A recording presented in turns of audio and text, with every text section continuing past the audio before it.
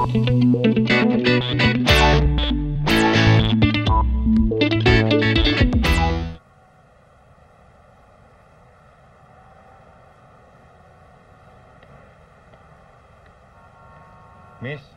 ito na po yung mga pictures niyo. Salamat po.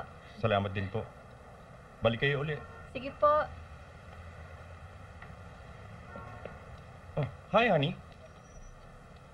Oh, napadalo ka. Halika, dino tayo sa labas. Pwede ba tayong mag-usap? Alam mo ba, honey? Meron ka mga photos na nawawala dito sa shop. Upo ka dito. Baka naman na-misplace mo lang. Hindi. Sure ako ninakaw. Toys na to eh. Don't tell me may stalker ako. Ganyan din naman ako nag-umpisa eh. Mula nang kunan kita para sa Metromag. In-stock na rin kita. Manolo, wag mo na nga akong kunan ng mga retrato. Ang dami-dami ko ng retrato dito ah. Eh bakit post ka ng post? Eh kasi kuha ka ng picture. Alam mo naman ako, automatic ako, Manolo. I want space! Ha? Dito sa shop? Hindi yun ang space na ibig ko sabihin. Pwede ba tayo maghiwalay kahit sandali para naman masabik tayo sa isa't isa? Kailangan ba yun? Sawang-sawa na ako sa hininga mo eh. Ha? Manolo, tinan mo sina Rudy at Mylene. 6 years na silang hindi nagkikita para silang bagong sweethearts ulit. Para namang pinatay mo ako noon.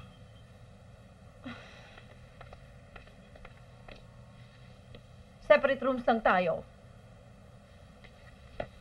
Para namang sinakal mo ako noon. Sige.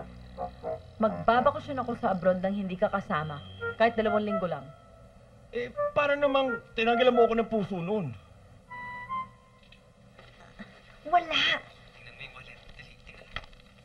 Eto, tinitignan ko na nga yung wallet eh. Oh, edi buksan mo. Wala nga. Eh, mga damit. Dali sa mga damit. Damit, tinitignan ko na nga yung damit niya eh. Bakit di mo amuyin? Anong gusto mong amuyin ka? Talaga? Kaya. Ano nga ko talaga?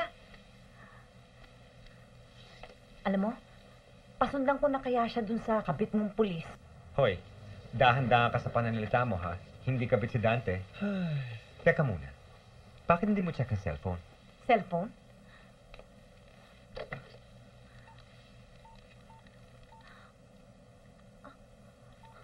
Uy, bakit ganun? Bakit burado lahat? Walang laman? Teka, mukhang nandiyan na siya. Ha? Uy, lumabas ka na dyan. Lumabas ka na. Lumabas ka na. Baka mahuli ka. Anong lalabas?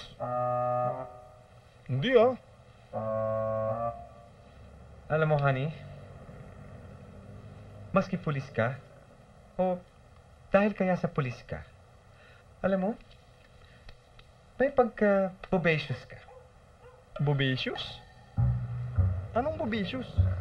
Bobacious? Bubita. Ganon. Hoy. Wife battery yung ginagawa mo. Oh, hindi na. Don't Oh. touch. Anak, parang hawa mo na naman. Ulit ko na sandali lang to, anak. Anak! Hello? Hindi naman pala kita kilala. Bakit mo ko tinatawagan? Kasama ko sa trabaho ang asawa mo sa Australia. May kabit ang asawa mo. Ako, pwede wag mo ako pinaglololo ko, ha? Mainit ang ulo ko. Baka magdilim ang paningin ko sa'yo. Hindi kita matansya. Bato ka kita sa telepono ka. Katrabaho namin sa Australia ang kabit niya. Maganda. Mas bata sa'yo. Kung nagsisinungaling ako, kumulog sana. Kumulog na. Na-imagine mo lang siguro. Totoo ang sinasabi ko. Tignan mo ang cellphone directory ng asawa mo. Hanapin mo ang pangalan na Ellen. Napaka-automatic ng kamay mo. Hindi ko naman pangalan pero sexy. Kalahati ng edad mo, mas maganda kaysa sa'yo. Sasampalin kita eh. Ang sabi ko mag-espiya ka, hindi para insultuhin ako.